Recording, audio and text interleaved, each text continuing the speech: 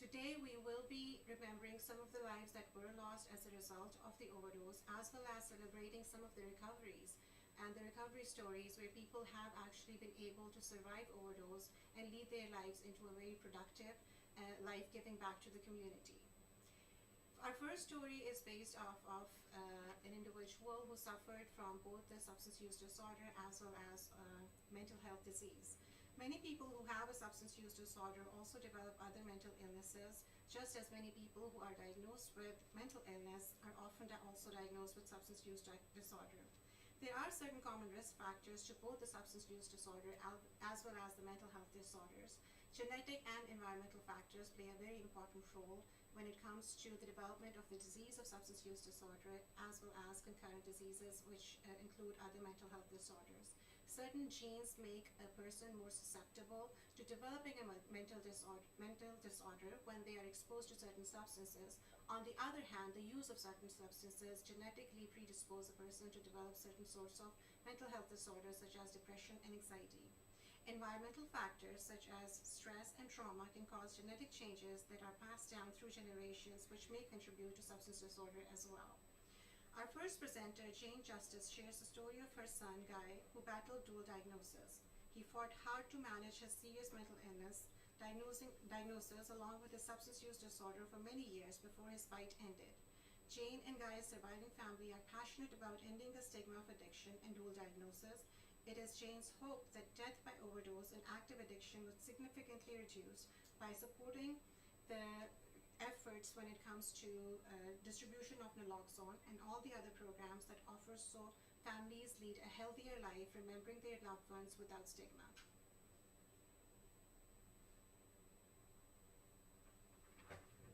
Hello, I'm Jane Justice, and I want to thank you for giving me the opportunity to share my story and my beautiful son, Guy Justice's story.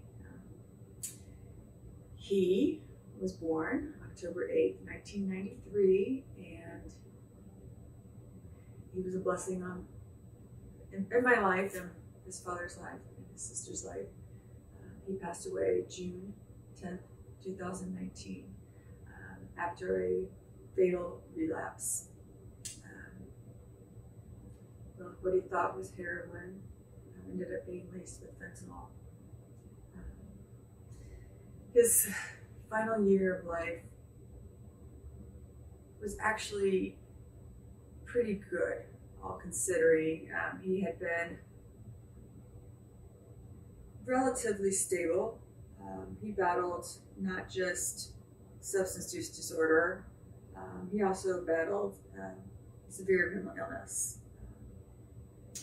Starting really when he was a younger boy,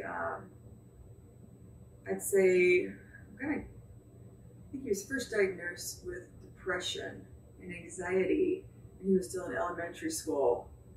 By the time he was middle school, we had some learning disabilities, and when I say that, very intelligent, verbal, and very intelligent. He just had dyscalculia and various issues like that, visual, spatial, on the autistic spectrum. Not so that you would notice, but he knew it and felt very awkward. He was so lovely. And later on, he would become diagnosed with schizophrenia.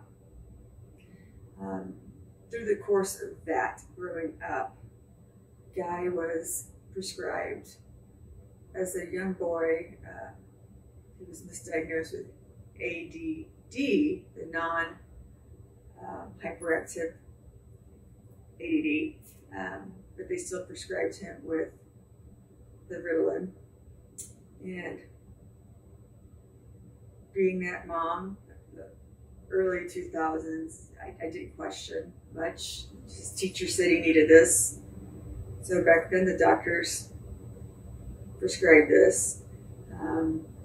That led to some more quirks and tics and what have you. Anxiety got worse. He was prescribed benzodiazepines by a psychiatrist. again, I love it when people say, I'm being facetious, of course, but they had a choice. Well, no, I thought I was being a compliant parent by giving my child these medications that were prescribed. Little did I know what was happening. And so the final, I hate to say it this way, but it's really true, nail in the coffin, when he turned 15, he was already feeling pretty awkward. And being overprotective parents like we were, trying to make things a little bit easier, although it really just wasn't easy for Guy, on top of everything else. But he got a staph infection when we were on a cruise. And in Broward County, Florida, he was given an IV of morphine. Instantaneously, he felt different, and then sent home with opiates. Take as directed. So I being the mom, make sure they were in my possession, make sure he's not able to just, but I'm giving him these, not realizing that his brain and those opiates connected like that. And then a month and a half later, wisdom teeth extraction. Again, the opioids. So by the time he was a freshman in high school, I'm really unbeknownst to his father and I, we had a drug problem. So the first inkling we had, when he was about 15, family, friends that he grew up with, he hung out with two young men that were really nice kids, they were brothers, and he had been to their house and they had gotten a hold of some marijuana. And so they were smoking that there. And that was a shock. And of course, naturally, the wrong thing to do, and what I did was, how could you do this to me? That no one uses drugs to hurt people around them. It's what's going on internally. So the main advice I would give parents reading this, take yourself out of this equation, as take your ego out of it. This is about your child. So being the hyper-vigilant, overreactive person I was, boom, you're gonna go for some, right away, we're gonna get you to your therapy and we're gonna talk about that. We're gonna get on this. And then the second huge, major thing, we got a heads up that he had been crushing opioids. And he was probably getting them, don't know exactly where, but he was probably getting them from people at school selling them, from their parents' cabinets. We didn't have any at our house. And so, naturally, overreactive, but I thought what I was doing right. I'd still do it again, but I got him into Fairbanks, got him into a program. And I guess what I would say is he wasn't in there long enough, but I didn't know that. And this is still early. We're talking, graduating in 2012. So we're talking about 2009, maybe 2010, somewhere around there. And he had been in the stress center too, or he had suicidal ideation. So we're talking a couple stints already before he graduated high school. But like most parents at that time, and I really need for you out there to listen to this, moms and dads, in my mind, I kept thinking, at least the pills. At least it's not heroin. Can I emphasize the opiate And the way it is administered doesn't matter. The brain doesn't care. The heroin comes later after the price is too extreme for the opioids. What have you. No one, well, some people maybe, but in the case of my son and many others, it starts from what we think is a harmless prescription drug prescribed to them. Never in a million years did I think this would happen to my son. He was so cautious, the easiest little boy, you know, the things I had worried about. He wasn't particularly athletic, and but he made up in other areas, and he had to try hard at school, and he had some anxiety and depression issues, but he was loving and he wanted to do everything right. And you could see the drugs and the mental illness kind of kicking in. You could see kind of looking out of the corner of his eyes. Things were happening. I would say his father and I were a little in denial about that getting as bad as it was. I was, in the back of my mind, I knew something more. And so did his dad, but we were hoping and praying. We were getting him therapy, getting on medicine. He had already been on antidepressants, etc., which were helping some. He also had a bad thyroid. So there were these things we were trying to make sure. He had issues with his blood sugar, insulin resistance, always the borderline between diabetic and pre-diabetic. So there's a lot going on. It's just so much I think I wish we could have done differently. But then going back, I don't know how I would have, I don't know if I would have known to do it any differently. I mean, if I had the information that we know now, because I feel like I've always been pretty, what's the word? Overly vigilant about things. I mean, I always worried about an alcohol problem occurring with one of my children because of there's a family history of alcoholism. And I must say, I don't think any doctor meant to harm my child. And any parents out there, I don't think they meant to harm my child.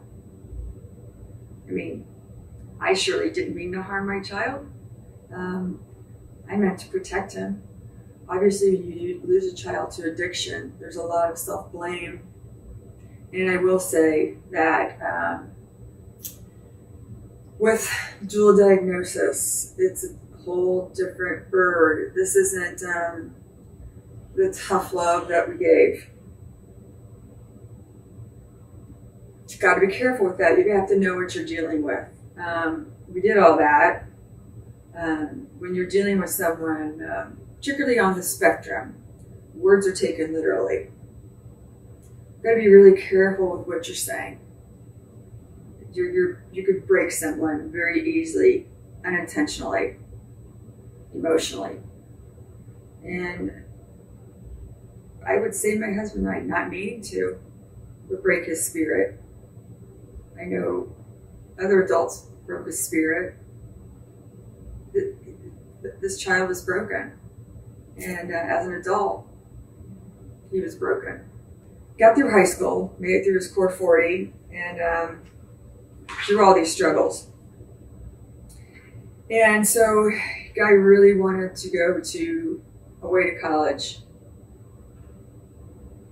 So, against our better judgment, he was already 18. He got accepted. We allowed it. By his second semester, we had to get him, and he had also gotten into some legal trouble. So once that started, guy became, like I said, words matter, so he became, in his mind, what people wanted, what they thought wanted him to be. So the addiction and the mental illness, those two put together, so hard. It was very difficult to get these two balanced. And he tried hard. We tried. I guess the thing that my husband and I didn't learn soon enough, particularly with the opiate use disorder, the nature of this disease is relapse and recurrence, or relapse and remittance. It's just, that's the nature of this disease. So this is normal with this. It often takes many attempts at rehabilitation to go into long-term recovery, add a mental health issue with it. It can be done, but we need to change how it's done. And unfortunately, us as parents, we don't have much of a say. By the grace of God, our son didn't become one of the people you see downtown, homeless and on the streets, but all you need to do is go downtown and see a lot. That probably would have been my son, in another 10 or 20 years, had he lived. You think of schizophrenia, for example, we know the brain shrinks. We know it's neurodevelopmental, but we also know it's neurodegenerative. So we're asking, it amazes me that we're expecting people with these diseases to be able to make rational choices when they're not being medicated. And then we're criminalizing instead of providing the long-term treatment they need. It's very hard to watch someone you love disintegrate in front of you and then you can't do anything. And there were times during the depth of this when, just as a parent, I didn't want to wake up and watch him suffer. It was so hard, heartbreaking. There were years of ambiguous loss. I was so thankful he was here, and at the same time so sad at this existence, because half the time it was violating probation because he couldn't stay clean, because he would think he was okay and go off his medication, and it was just a constant battle. And so seeing your child behind painted glass, which felt like an awful long time. It seemed like it spanned 3 years between the time he was 19 to 24, where off and on where I was visiting him between glass, often for, I think the longest was 11 months. And the other side of it was I was thankful he was alive, but gosh, I just kept thinking, why can't he be in a place where he's actually getting real help? Why can't we take these long months and get him stabilized with medication? So guy's final chapter, he had gone off his psych meds, and that caused him to go off of the Suboxone, which I think for anyone guy's age that starts that young on opioids, I firmly believe it should be almost like an insulin to diabetics. As low a dose as possible, but I think maintenance, that Suboxone was saving his life, and he was functioning. He wasn't high. He was working. He was happy. The key was, went off the psych meds, went off the Suboxone. He had a fatal relapse. So not a day goes by where really not an hour where I don't miss him and I don't think of him. And I just hope that some of the advice, I hope it's advice, I hope the guy's story helps one family. First of all, don't be ashamed of their disease. It's a disease. They didn't ask to become addicted. They didn't, and they didn't ask if there's mental illness involved. This is something they can't control. It's not a state of mind, it's a disease. So you have to treat this like you would a cancer. You wouldn't be ashamed of a cancer. Why would you be ashamed of your child's mental illness and addiction? You could be ashamed of the behavior, but you can't be ashamed of the person with it. Number two, this is a family disease.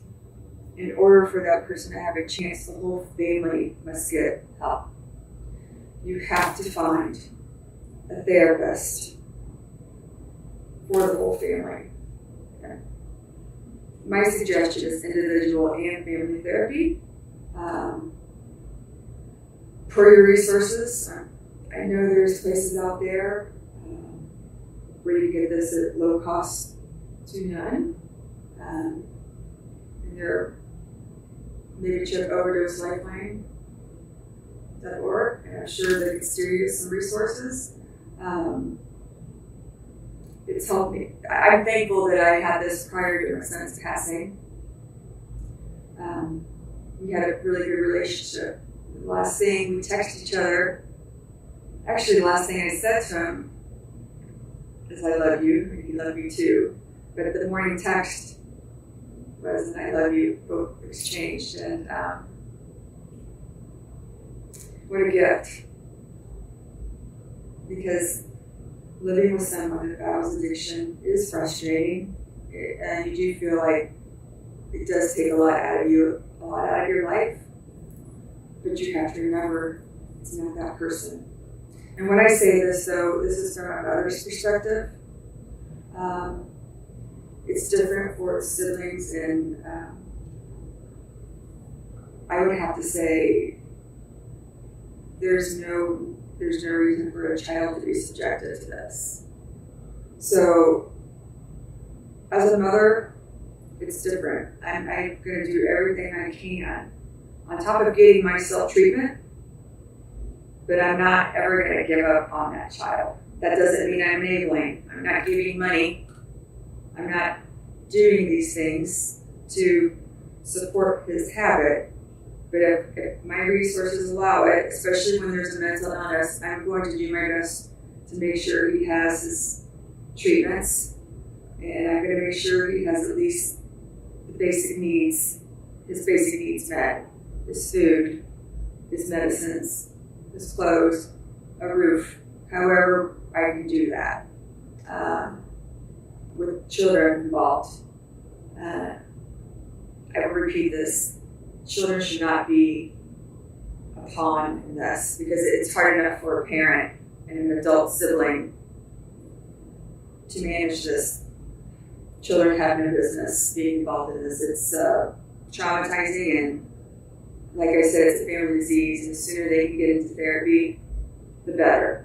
Hope one day they're going to all be involved when there's recovery, but children have no business being involved in this. Got to break this cycle. And fortunately, there's a camp that Overdose offers for children involved in this. So make sure you go on that website and look. It's really a phenomenal thing. But if I had to do it all over again, I would. The best thing that ever happened to me is, well, both of my children, but my son, maybe a kinder, more humble, more open-minded person. This is mom that was pretty much never tried these things. I didn't know what to look for. Pretty judgmental about it. I was pretty judgmental about people that used drugs recreationally, and really even people that, I was judgmental, period. And I think God used my son as a vessel, teaching me the humanity of people like my son and what beautiful people they are. And these other people that you see on the streets, they might not look beautiful to you right now, and their actions when they're really out of whack can not be so pretty, but these are someone's babies, and at one time in their lives they had dreams. And I hope you can remember that. And I encourage everyone out there to get naloxone, learn how to use it. Even if you don't have anyone impacted, you have a chance to save a life. And we can't save a life if they're not, we can't even get into recovery if they're not breathing. You know, it's imperative to keep your medication and your children's medication. Well, we know this anyway, even if it's baby aspirin, you want to keep it out of reach of children, right? But, you know, if you have medications that are given specifically for pain, anxiety, sleeping, first of all, I'm not a doctor, I'm not a psychiatrist, but my first choice would be, don't use those pills as directed. Use them just for the time you need them, just right after the fact. That's my opinion. And then either take them to a drop box or dissolve them in vinegar. However, your pharmacist gives you tips on how to dissolve them, or ask your doctor specifically to only prescribe you the minutest amount after a procedure, maybe a day to two worth. You know, your insurance may not cover it. They may not like to do that. But you can do your part and maybe stopping the spread of this addiction. Maybe those pills not getting into the wrong hands by this specifically. It's huge. So for me, I before they had drop boxes, I wanted them dissolved. I wanted them out of there. So I did. I just did my own thing. I would pour them in vinegar, get rid of them. Just make sure they were diluted so that there was no potency, and out they go. But ask your pharmacist the best way. Ask them if they'll even take it back. And if you can, find a drop box. I think most of the sheriff's departments have them. They're a great thing. I'm happy to talk about my son's story, but I'd much rather be talking to you about all the cool things he's doing, maybe the kids he might have. Another point that I'd like to make, there's probably throughout a month's time, there are at least 5 or 6 people that reach out to me, private message-wise via Facebook, or people who have my cell phone number, and they ask for help, for resources. And I'm so thankful to know Justin Phillips and the people through Overdose Lifeline, and some amazing people in the recovery community. There's, lots of wonderful people. I could go on for days listing the wonderful people just right here in the community. There's Daryl Mitchell, the Progress House. There's so many. But Justin Phillips is just an amazing resource of knowledge. And one of the things they're doing is Camp Mariposa. I have a lot of people come to me, and there's also children involved in their family situation.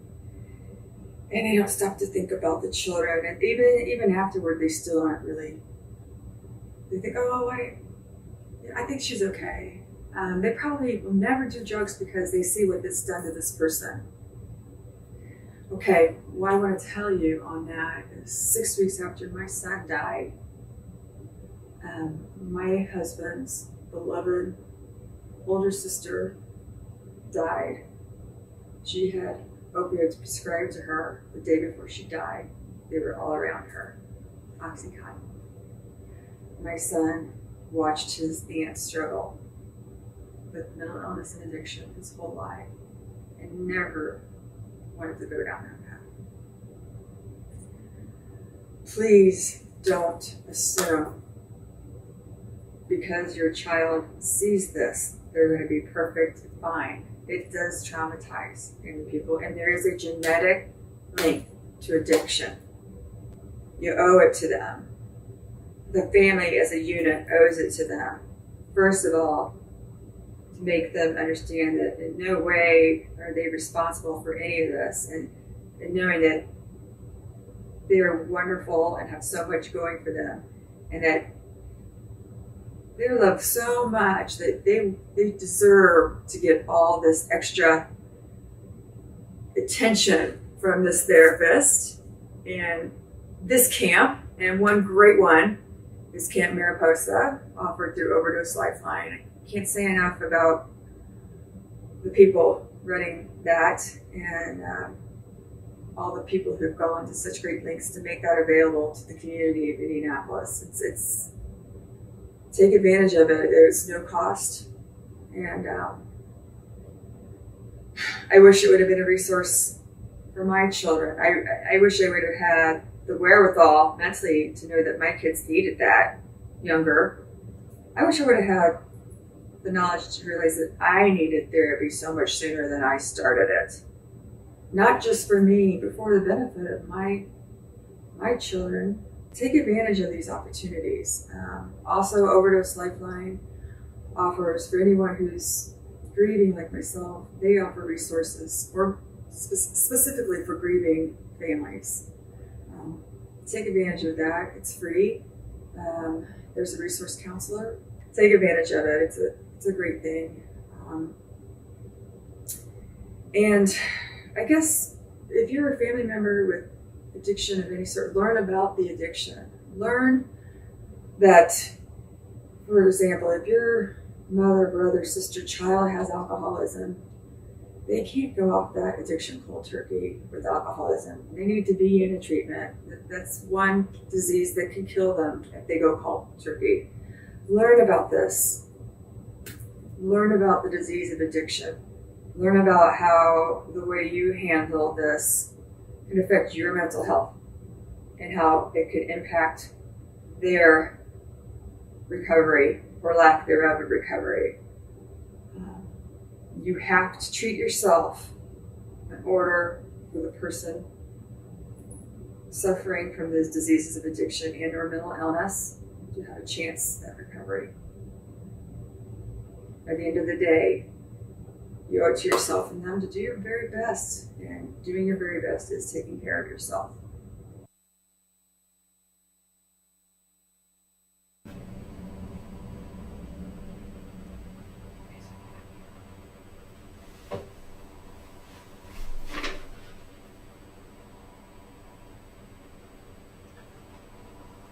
Welcome back.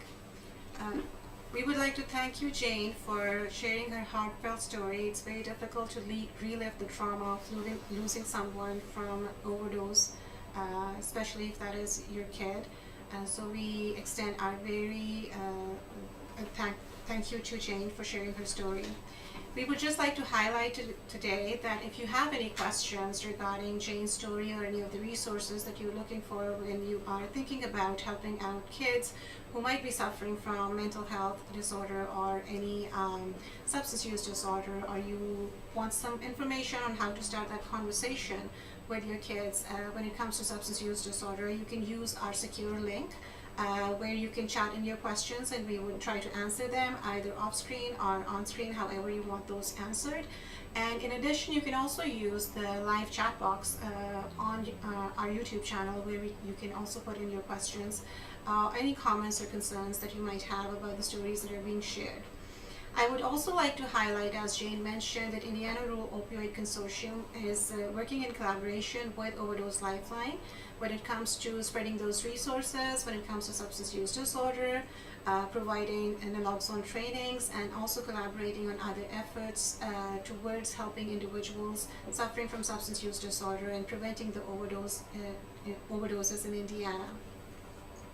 A few of the things that Jane mentioned and I would like to highlight is, number one is that when your kid is being prescribed certain medications, although opioid prescriptions have greatly improved from what they were back when Jane had her son in for treatment, but still if your kid is being prescribed a number of medications for mental health disorders, it is very important to have those discussions with the providers on to what the possible side effects of those medications can be, what are the exact dosages, and how to properly dispose of your medication once you have completely used up those medications.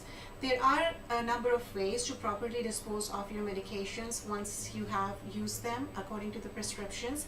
Indiana Rural Opioid Consortium, through our partnership with Dispose RX, also has the drug disposal pouches that we can send out to individuals who are looking for those pouches. All you have to do is use that pouch in your medication bottles, add some water, and then shake and dispose it off, which neutralizes the medication and nobody else can use it. Another important way is to keep a good eye on the medications in your medicine cabinet, and so that they're not available to kids to be used outside of the usage for their for which they were prescribed.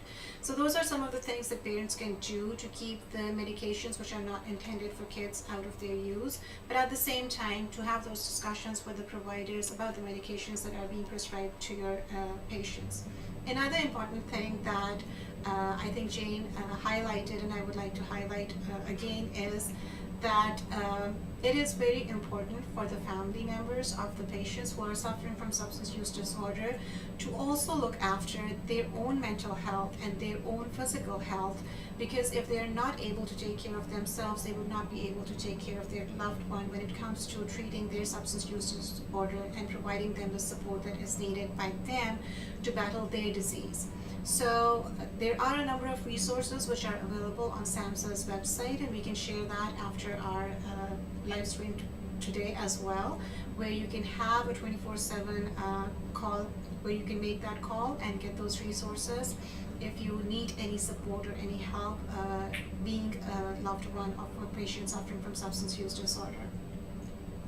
Moving on, our next presenter is again a mom of 4 grown-up children, and then also a grandma for 2 kids who she is taking care of now, is Casey Vasali. She shares her story of the addiction, again starting from the prescription medications for her kids.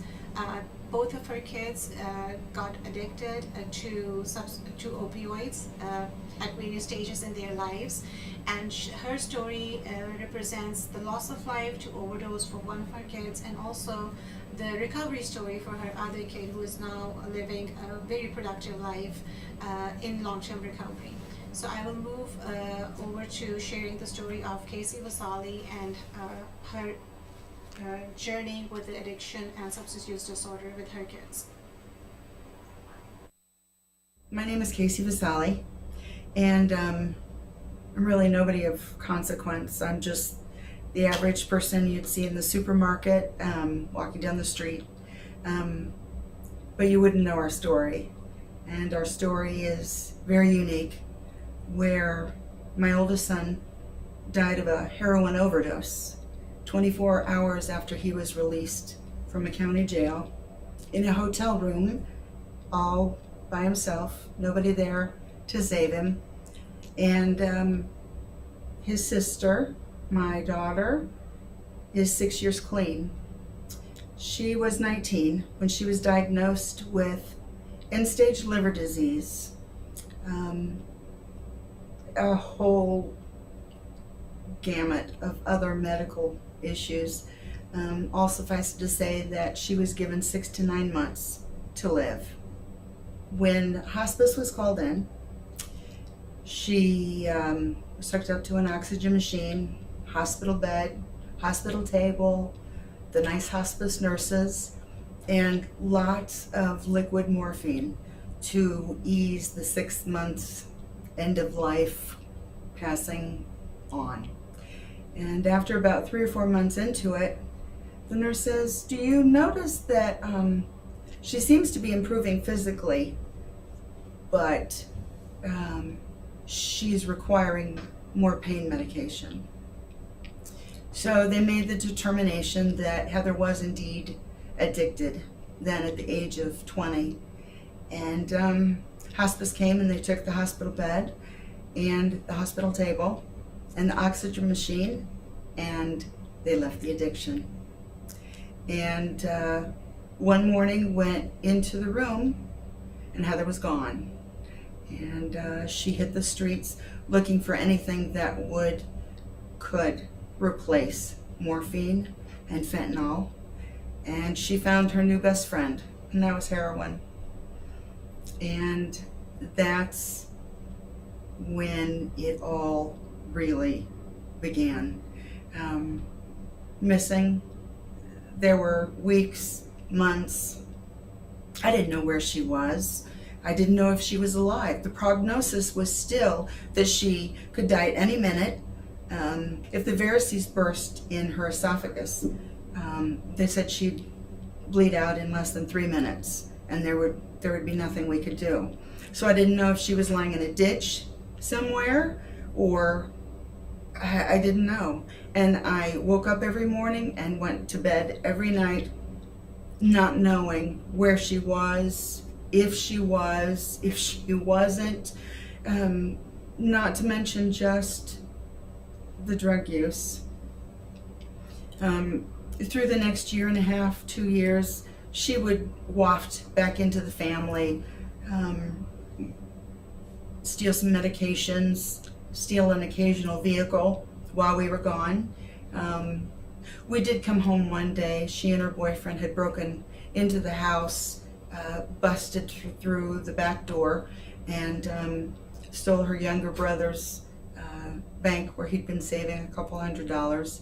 And she took a charge card and they went on a shopping spree, and then purchased more drugs and more drugs. And she still had the medical complications and ended up hospitalized a lot in New York at specialty hospitals.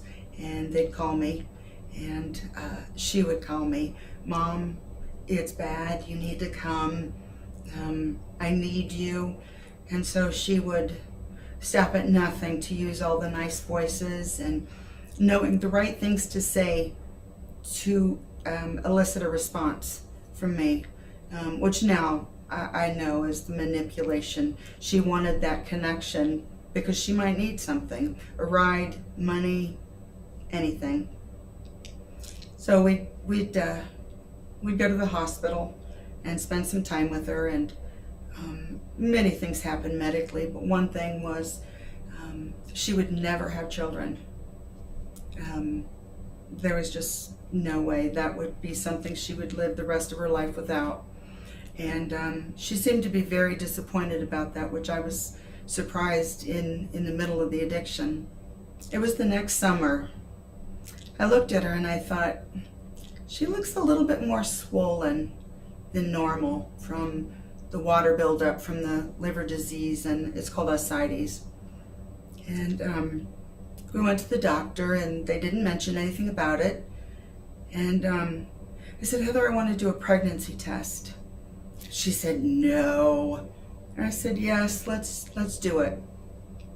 So in less than an hour, we found out she was pregnant, and 1 month later she gave birth to a 3-pound baby boy who born with neonatal abstinence syndrome, which is born addicted.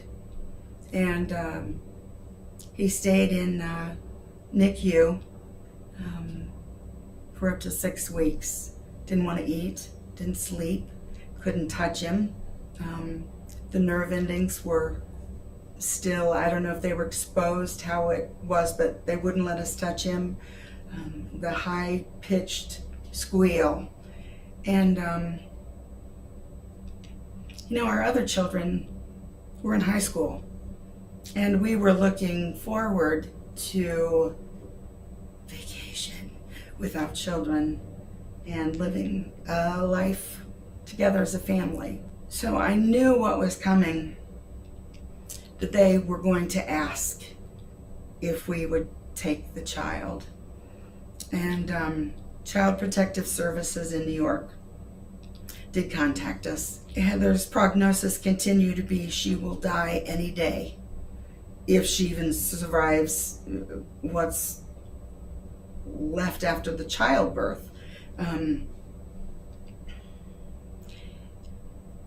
And I couldn't let him go and not know where he was, knowing that could be the last piece of Heather that I'd ever have.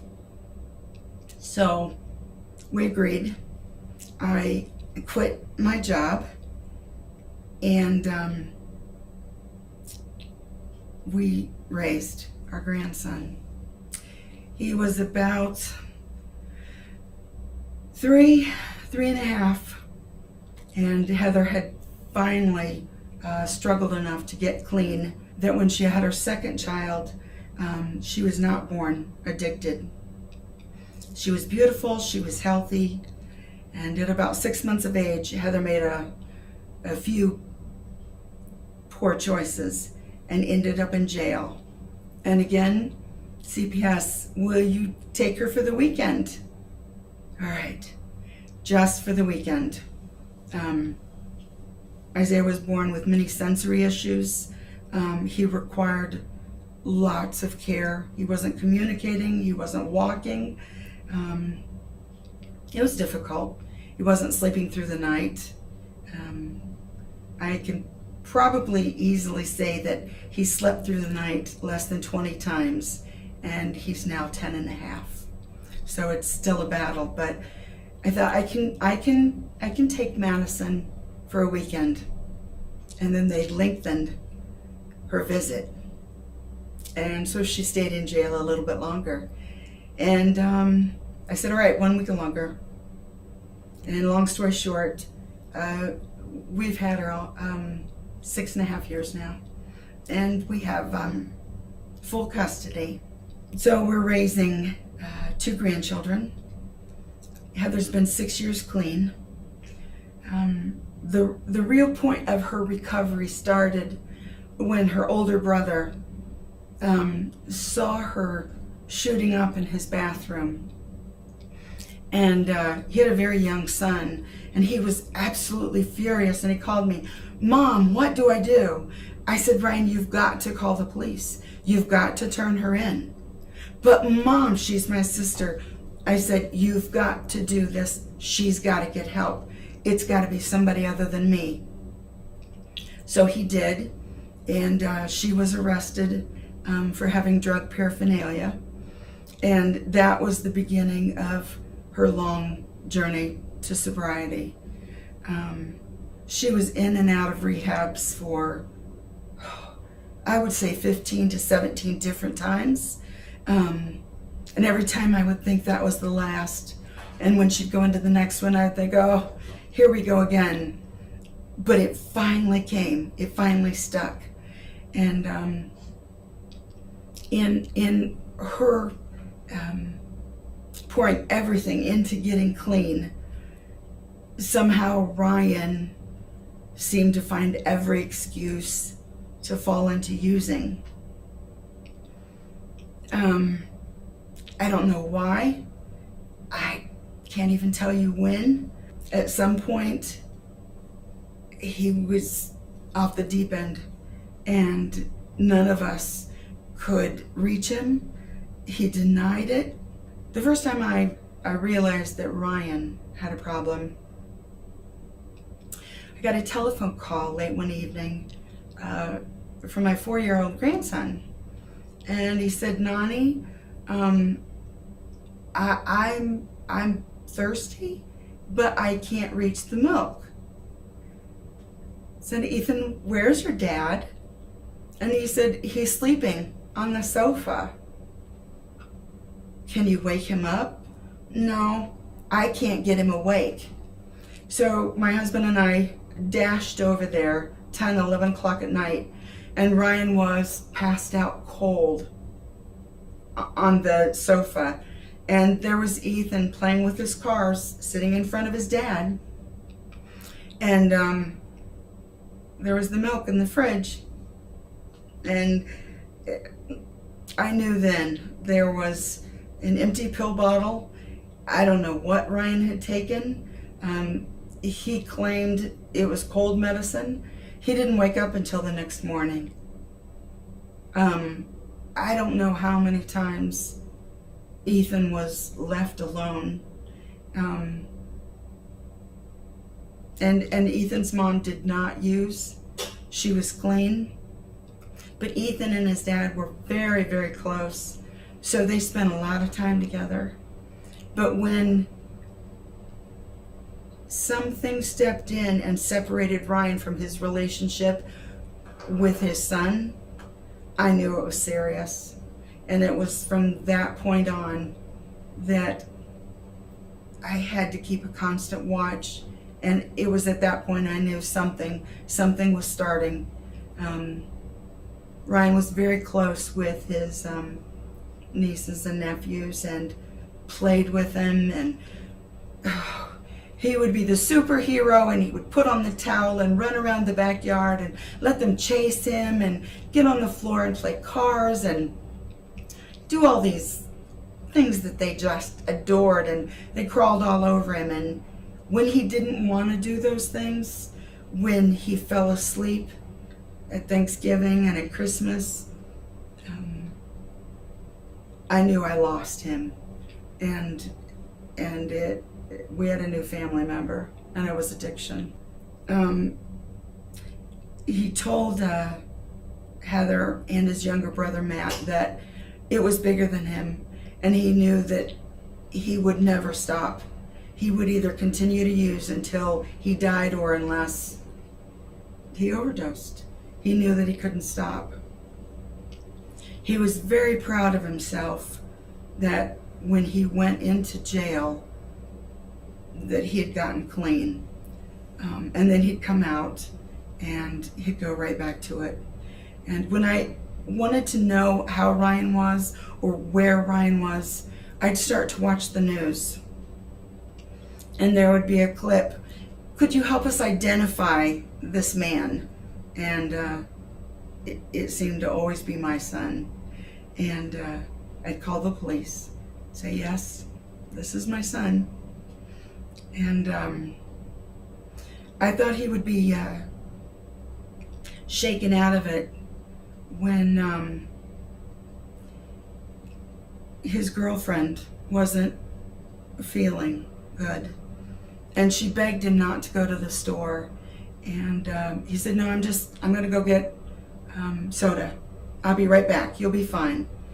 So he ran a bath, put her in it, said, I'll be back. Walked to the store, was back in less than 20 minutes. And she had shot up and just went to sleep, slid down into the water and drowned. And he found her after it was much too late to save her. And of course, in New York, there's the law that anybody that provides the drug can be charged with murder or manslaughter. Miraculously, Ryan had no idea that she was using. There was nothing on his phone. There was nothing to tie him to it. I needed that. I needed that for my own peace of mind as a parent, that he wasn't involved. But he just, as time went on, he found somebody else. And out of jail 24 hours and made a purchase, and his girlfriend put him up in a hotel just about a mile from jail, and couldn't reach him the next day. And long story short, they found him comfortably lying down on the bed, his head in a pillow. Looked like he just went to sleep. Autopsy said that it was pure heroin. There was no fentanyl. And I remember the policeman standing at the door, and we walked back to the bedroom, and he said, are you Ryan Hurst's? Mom. And I said, yes. And I was thinking, really? What has he done 24 hours out of jail? And when he said, I don't know how to tell you this, there's no easy way, I knew. And my response was very inappropriate. It was just like, all right, thanks. Have a good day. Thank you for coming by. I appreciate it. It wasn't a surprise. I had been expecting that call regarding Ryan or Heather at that time for 14 years. Lived with it every day. It wasn't until, the shock of seeing him in that casket that I knew it was real. And everybody else, the local news did a piece on it because it was not a contemporary obituary. I wanted everybody to know that it was heroin, that it was an overdose, and that he was not what everybody said he was, of useless, worthless. He deserved to die. So there was some publicity. The world may have seen a junkie. I saw my 4-year-old in that casket. Any parent who has a child that's addicted, they don't see that child as that age.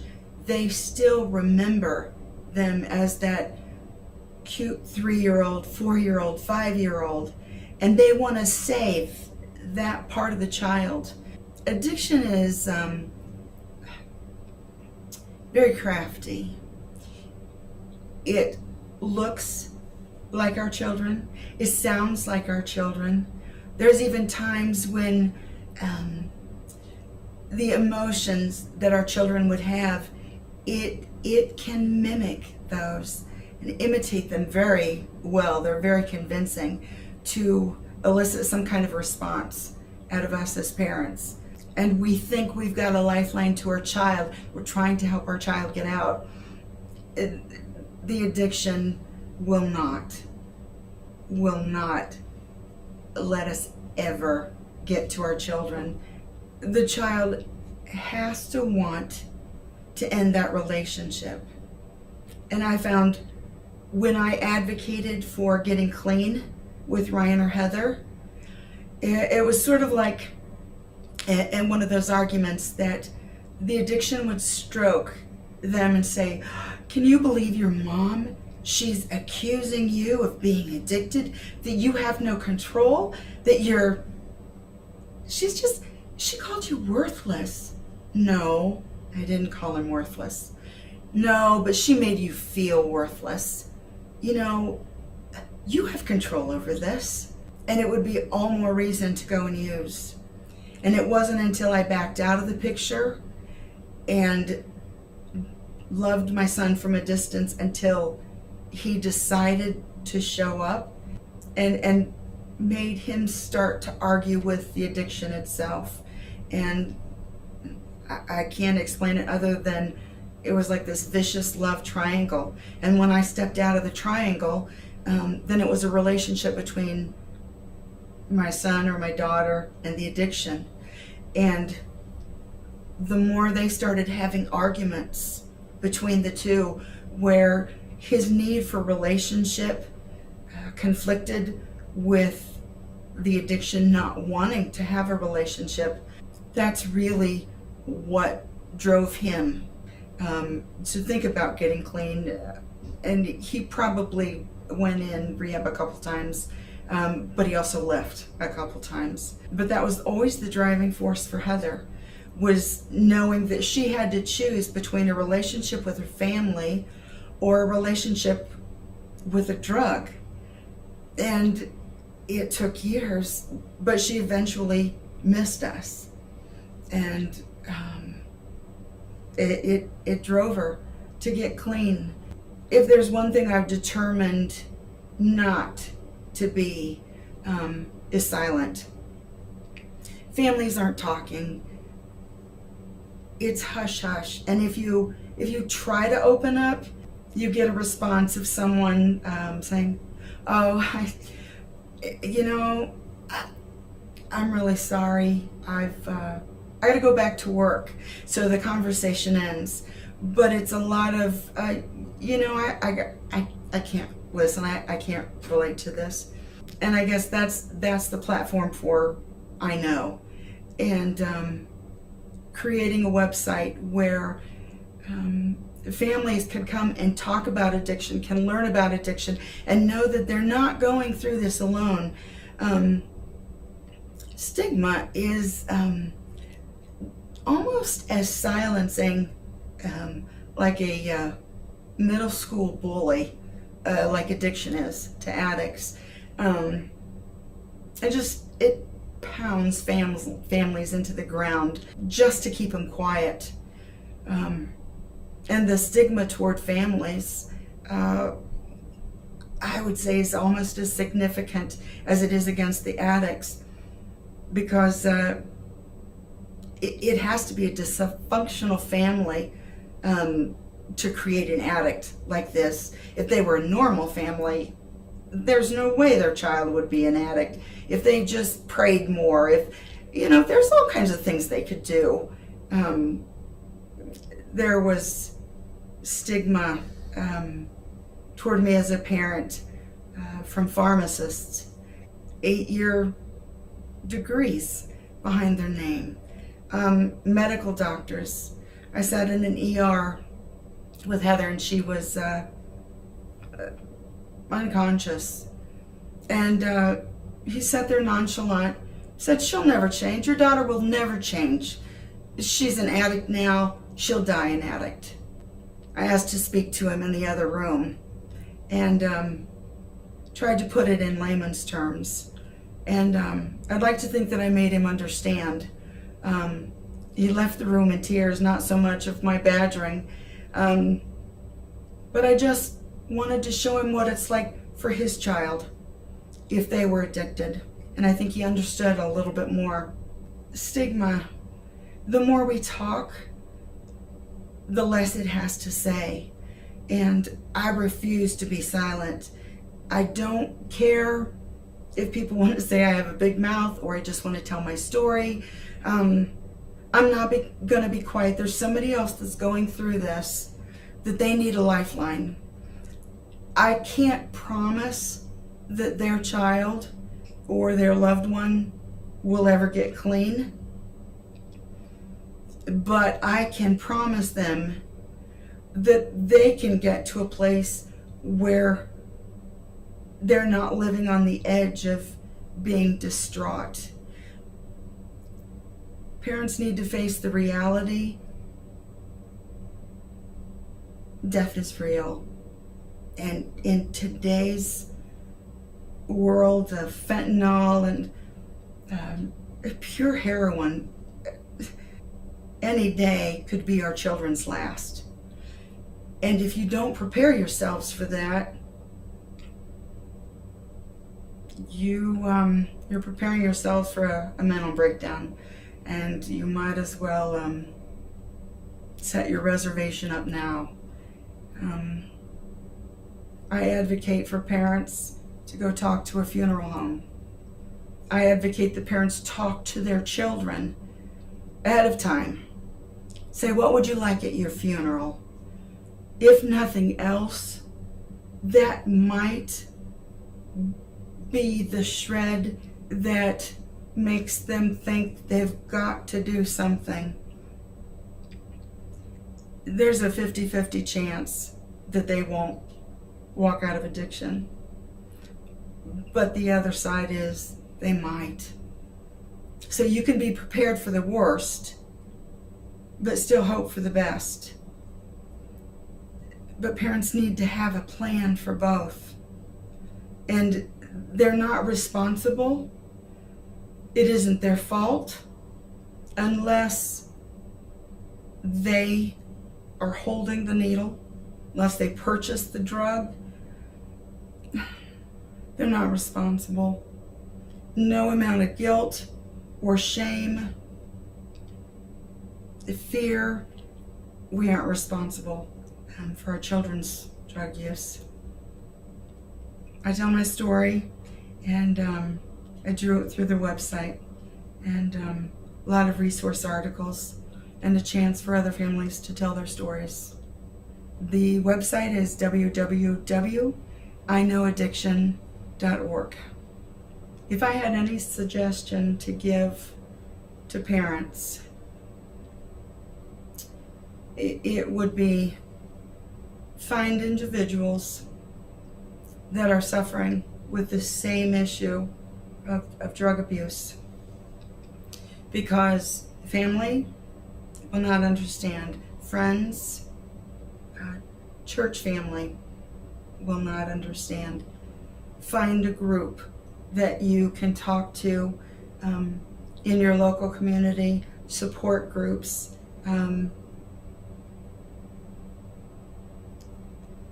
online, Facebook groups.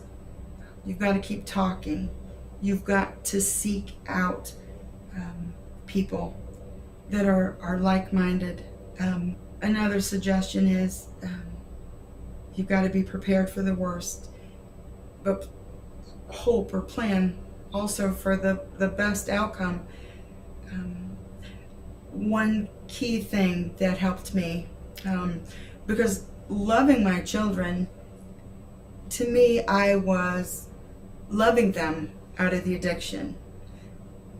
That is not possible.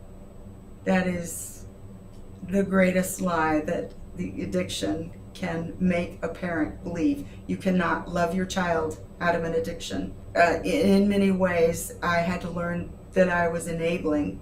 Even though I wasn't trying to keep their habit going, I was trying to reach my child who was in there. I read a wonderful book, Boundaries, When to Say Yes and When to Say No, by Dr. Henry Cloud and Dr. John Townsend. And I would strongly recommend that book to anybody. My daughter said after I read that book, she knew I had changed, and it made her so angry. She kept trying to get a hold of the book so that she could shred it and flush it down the toilet. I kept buying them and kept a copy in my car and in the house and in every room I could, and started teaching classes. There is a fine line between love and enabling. And when your child shows up, Mom, can I have a place to stay? I'm cold, I'm hungry, I don't have any clean clothes. Letting your child stay for the night, giving them a meal, giving them a ride to the rescue mission the next morning is not enabling. We need to feed our children. We need to use common sense.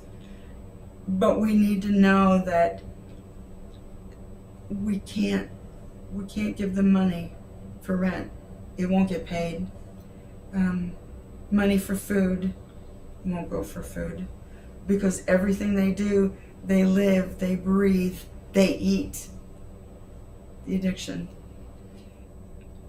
I've talked a lot about I Know and the website. We had all of our children visit us for the first time in Indiana. We've been here a year. And so they all came and visited. Everything was great. And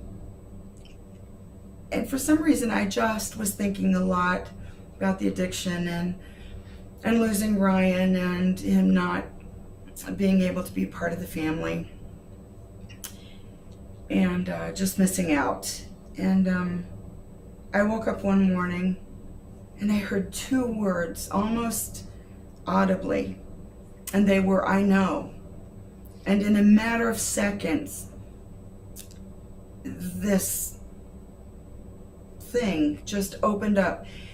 I've always loved to write and express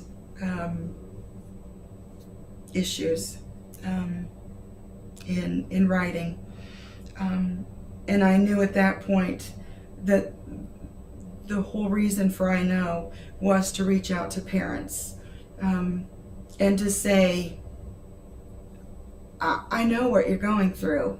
Because I thought if people ever came to understand or recognize the I know through the website or even a shirt, that in a store they could connect with, I know too.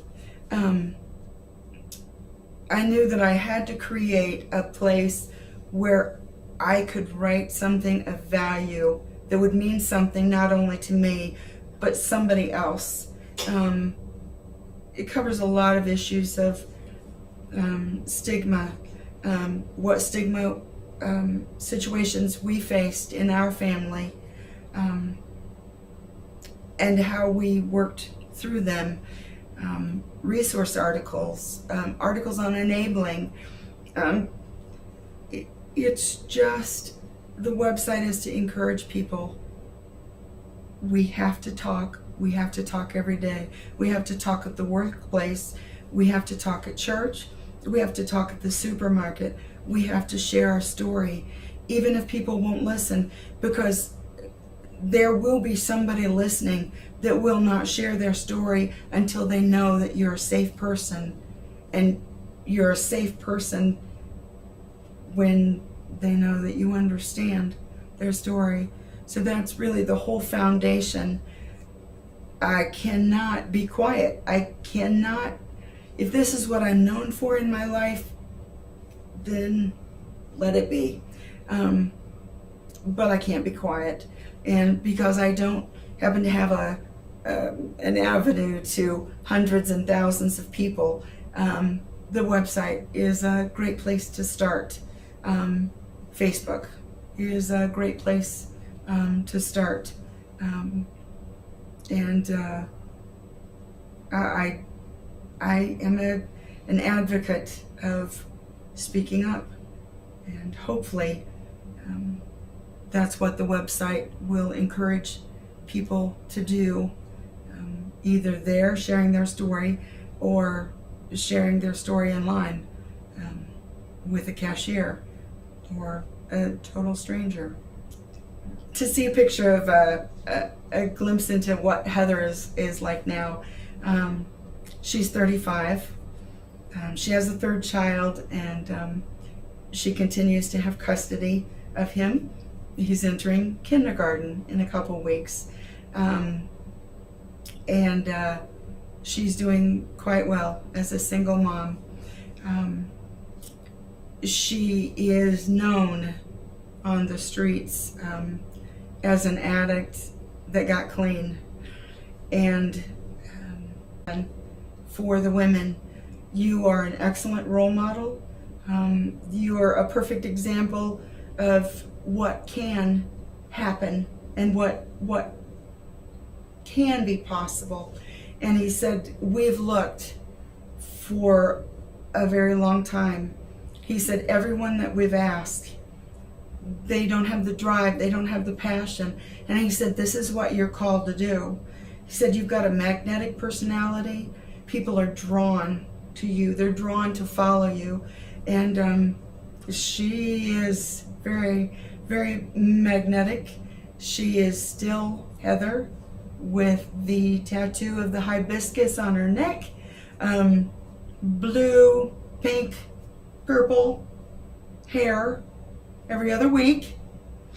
Her prognosis is still the same, they say, that she could bleed out at any time. Her spleen is still larger than her head, which is not supposed to be, from my understanding. Still end-stage liver disease. She's still being monitored. They said there'd be no way that she would live this long. She has. And she's lived this long for a reason, and that's to help other addicts with her story. And she is truly a success story. I'm very proud of her for that. She did it the hard way, but she's clean.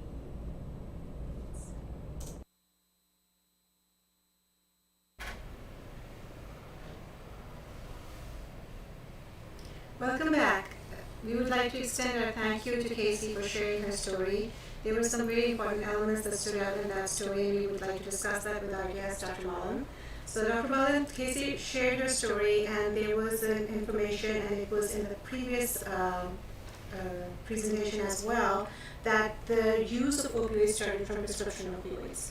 So do you have any insight into like the changes that have occurred since then when it comes to the guidelines for prescribing opioids? Absolutely. So back at the beginning of the opioid epidemic, we really had a movement in our society where pain was a vital sign.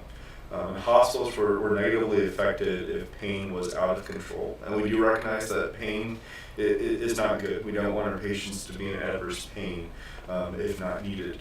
But we have also seen as a society that sometimes treating the pain will lead to much more significant outcomes than that short-term pain will cause, as well as other treatments like acupuncture or non-addictive medication that can help control the pain support as well. So we're starting to see that transition. We're also starting to see a lot more awareness by our clinicians about some of the addictive powers of opioids and other prescription medications that are used for pain, different methodologies like contracts and other kinds of supports to ensure that patients are on that medication for what's needed, that they're not given a huge supply, so maybe they have to utilize the pharmacy more often and get their prescriptions filled more often, but then there's more support, more counseling, more education about when is the time to transition away from that medication, when is it appropriate not to use that medication, and what are some of the other strategies. Thank you. Yeah. In addition to that, if you are prescribed opioids for whatever reason, that the medicine which is left behind, again, I would like to reiterate the fact that it should be disposed of properly, and it should not be left in your medicine cabinets for people who are not prescribed that medicine to get their access to, because that is from where the use of the opioids starts, or the misuse of the opioids starts. Another important factor that Casey mentioned in her story was the grandparents not taking care of grandkids, which is an unintended downstream effect of this opioid epidemic. There are many families. We had a presenter last time at our International Overdose Awareness Day who is also taking care of her grandkids, and many families being affected by that. Do you have any insight that you would like to share about that as well? I think as a community, today's Awareness Day, right? Today's a day for us to recognize some of these unintended outcomes, these downstream effects that are occurring. So it's our opportunity as citizens of the Hoosier State, or if you're from wherever you are watching, to help support these grandparents or aunts, uncles, brothers and sisters, whatever, who are caring for these children.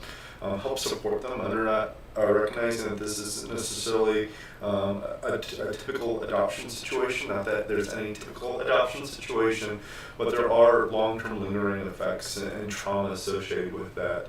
So being that listening ear, offering to help take that child, to the park or give the parents a break to support that is important. But also to educate your own children. There may be children in your kid's classroom who are being raised by their grandparents or being raised by someone other than their biological mother and father.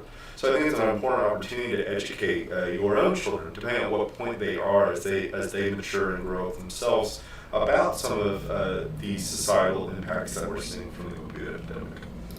I agree completely. We need to educate everyone when it comes to removing stigma from not only the disease but also the treatment, that is the medication-assisted treatment, and also helping out as a community when we're taking care of these individuals and the children who are born to patients with substance use disorder.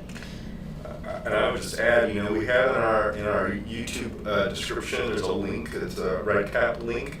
So if you have a question or you have a concern or you need support and you don't want to use the live chat, it's on the screen right now. You can go to this link, and we're here in the studio following this link.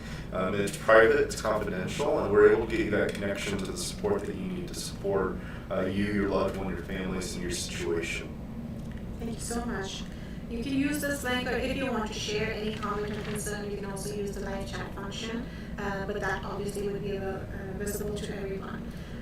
So moving on to our next presenter. Yes, our next presenter is Tammy Harold.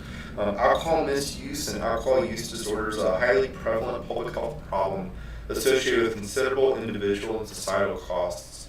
People who suffer from substance use disorder may sometimes substitute one addiction for another. Tammy's story is one such story. Tammy is an individual in long-term recovery. She tells her story of how she began her substance abuse and her process of recovery. Her story reflects the pain and trauma that can influence or start substance abuse, and also the impact that strong community supports provides in the recovery process. Let's take a listen. Hi, I'm Tammy, and I'm in long-term recovery. I'm a peer recovery coach for Scott County Thrive. My heart and passion is to show people that no matter where they came from, that recovery is possible. I'm going to share with you a little bit about my journey.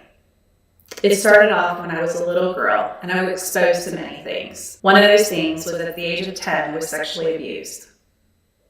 It started out in the beginning as a few times, and then it occurred more times than not. I lived in constant fear of never knowing when it was going to happen next. I never dreamed of saying anything to my parents or anyone close to me, so I just kept it in. This lasted for 6 years, and then finally I got the courage to tell my parents one night that I was being abused. I was asked what I wanted to happen next. Do I want to press charges, send me to jail? I said no, I just wanted it all to stop. That nightmare ended, at least that's what I thought. Over the next several years, I just focused on my life in school and just doing anything and everything just to keep my mind occupied. Shortly after the abuse ended, my sister committed suicide. I was so devastated and was living in another nightmare. I just couldn't understand why this had happened and why she did what she did. This devastated my family. We all couldn't understand. And so most people only have one funeral. We had two. She lived in Florida and we lived in southern Indiana. And so we had to go through twice the amount of pain. Then a year later, my grandpa was diagnosed with cancer and we lost him. And so this nightmare just kept revolving, this door of why do things happen? I looked to the world to solve my problems, and all I got was more trouble. I moved away and went to college, and that lifestyle of college was partying, sex, drugs, just doing anything and everything. That's when I got high for the first time. One night ended in me being drugged and raped. And I thought I deserved it. That's what I got. Shortly after that, I just continued on a lifestyle of drugs and alcohol, sex, and stealing. It was all about me and how to get my next fix. Then I met a man who changed my life. My husband, Jason, and I have been married for 15 years. We have 3 beautiful children, but my lifestyle never stopped. It was all about me and what I wanted. I stopped using there for a while.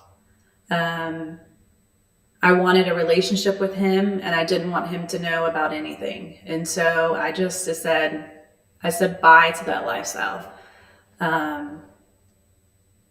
I wanted a family, I wanted a husband, and so I kind of just realized that if I wanted that, I would have to say bye to that lifestyle. It was hard to leave it, but I did.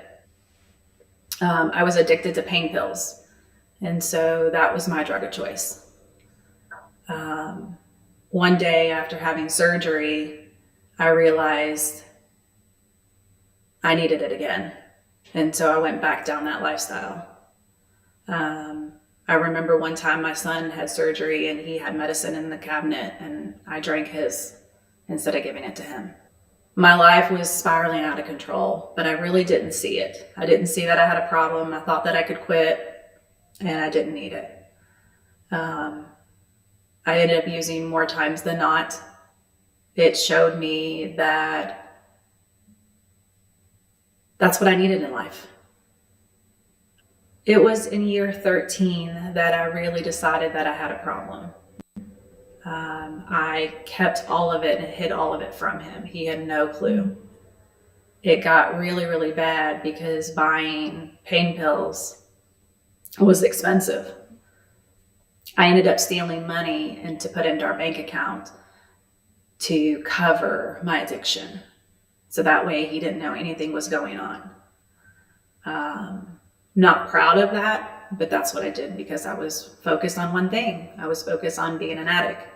It got really, really bad, and I ended up stealing about $50,000 from an organization. I also suffer from mental illness. And so I knew I was in over my head, and the only way I thought out was suicide. I wanted to end it just like my sister did. I didn't see any way that I was going to come out and be okay. A good friend of mine, I called him one day and I said, I'm done with this life. And I'm thankful for him because I would not be sitting here today. He took me over to a mental hospital over in Louisville and got me the help that I needed. I spent about 4 weeks in that hospital just learning about my disease and that mental illness is a real thing and that it's okay to ask for help. I left there and there was about to be a warrant out for my arrest. And so I contacted an attorney and got some legal advice, and we showed up at court. So on the day that I got released from the mental hospital, I went to the jail. My world just got turned upside down because all I was thinking about was the pain that I caused my husband and the pain that I'm going to cause my children for not being around. I was looking at many years in prison, and that for the first time, I literally cried out and I begged God to come into my life and to rescue me because I was drowning. Over the next few months, while we were waiting on my trial, I started searching and I started doing an inventory look. I completely left the lifestyle. I don't recommend it, but I went cold turkey. It was hard. It was absolutely hard. But I knew that if I wanted the lifestyle of my family, that I had to leave that life. And so in August of 2018 was the day that I signed my plea agreement. It was full restitution and no prison time. I was so thankful for that. Because I remember my husband telling me that if I went to prison that he probably would divorce me and he would never let me see my kids. And so that reality was hard to set in that that's what I'm going to lose. Like, I can continue this lifestyle, but if I do, this is what it's going to cost. I went through counseling. That was probably the best thing that I ever did. I had a counselor that walked alongside me. You know, we met week after week for about 16 months we met. Just going through the past, and we started out at the age of 10 and then to 40 as an adult and kind of just unpacked each week. Many times I thought it wasn't worth it. And so when I was on the deep end, ready to be like, I'm ready to commit suicide, he got me the help that I needed. As I look back on my past, I see God's hand at work in my life. I have an amazing support group today, and I have a mentor that I can call at any time. Without these people in my life, I don't know I would be where I am. I still call them today because life still happens and we have this roller coaster of life that happens, and so I still need them. I've learned to surround myself with like-minded people, so people in recovery, because they get it. And I can show them hope that recovery is possible. Is it hard? Absolutely. Is it long? Yep. You didn't get in your addiction overnight, and you're not going to get out of it overnight. As I said in the beginning, I'm very passionate about helping people, and one of those organizations is a transitional living house over in Cordon, Indiana. And I love that I get to show those women hope. I get to walk alongside them like people walked alongside me, and I get to do that for them. You know, the other thing that was really, really hard is when you have a theft charge, nobody will hire you. And so my husband and I still have bills to pay. And so how are we going to make ends meet? And so today I work at a church located over in Corydon, Indiana. And it's an amazing organization because they hired me when no one else would.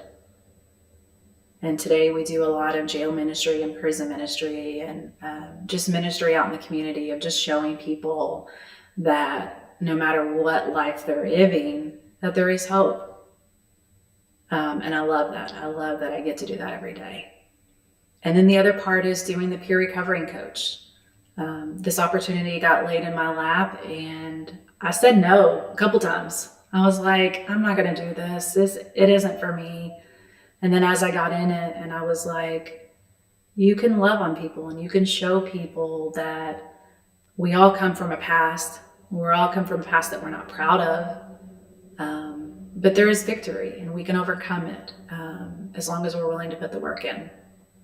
You know, one of the best advice that I got as a peer coach is don't work harder than the person that's in live addiction.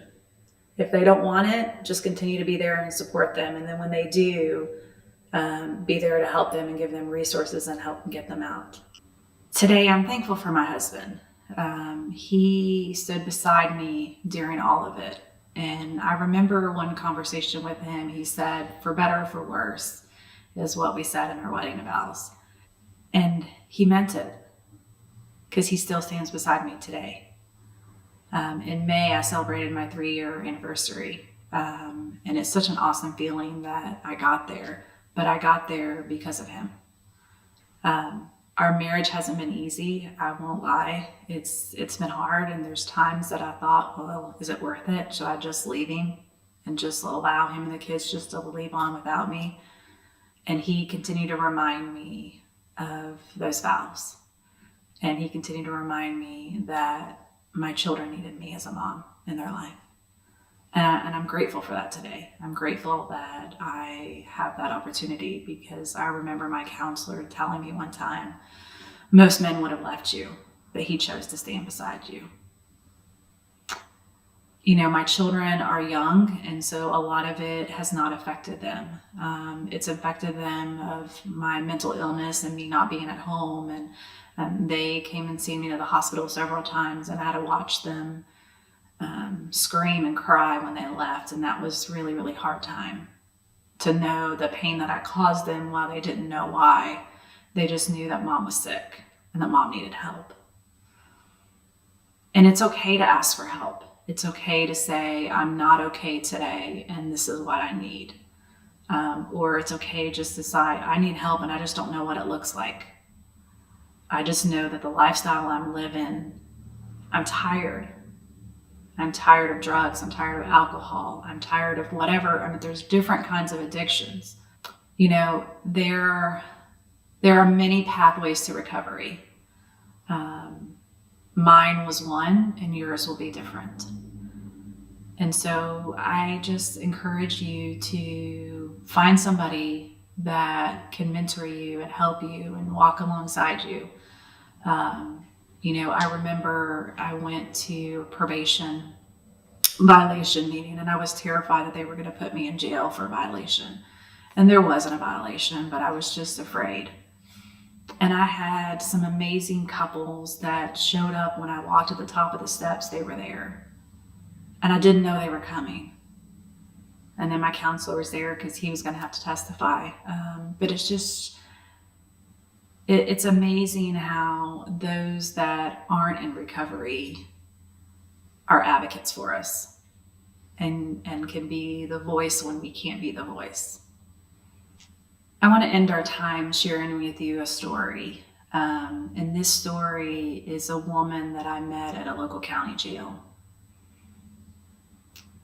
She wanted something different. At least that's what she told me.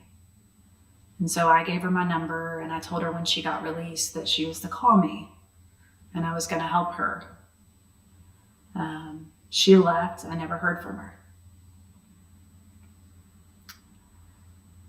She got locked back up again, and we came into contact again, and I said, I love you. And there is never any judgment for me. Her story, I would love to tell you, ends great, but it doesn't. Last I heard from her family, they don't know where she is. She has warrants out in many states.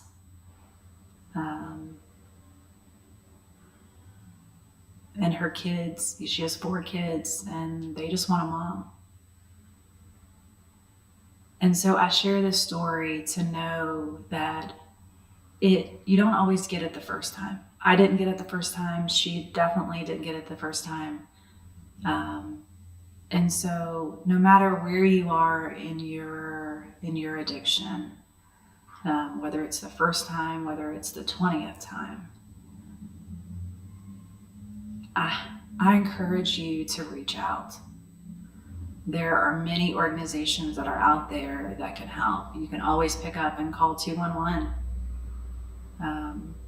and just show that, hey, I need something.